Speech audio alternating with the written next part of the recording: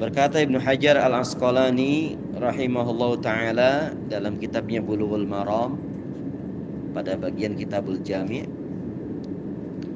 an Ibni Umar, dari sahabat Ibnu Umar. Nama lengkapnya Abdullah bin Umar.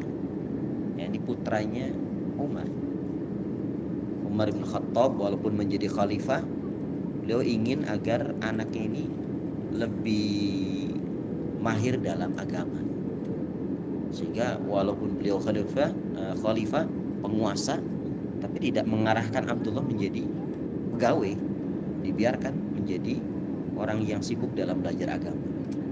Sehingga ketika Umar sudah meninggal, Abdullah menjadi ulamanya para sahabat.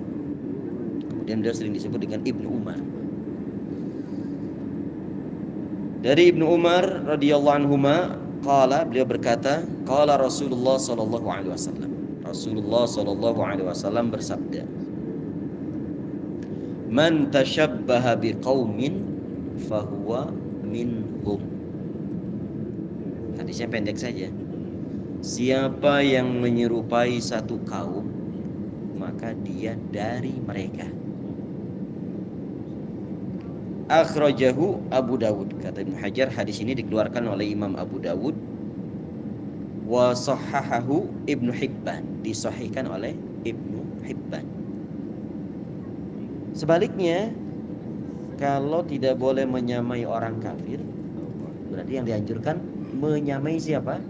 Menyamai salafus saleh, para sahabat, para tabi'in, para tabi'in. Kenapa mereka yang harus kita samai? Karena mereka adalah generasi terbaik.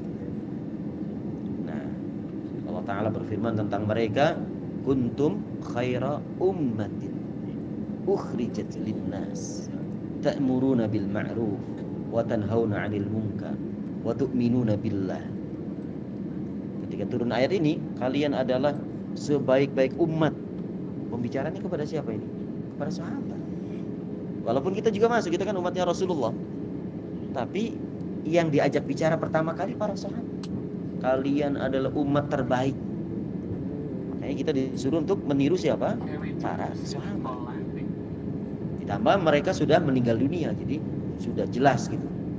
Akhir kehidupannya jelas. Abu Bakar mati dalam keadaan Islam, Umar mati dalam keadaan syahid.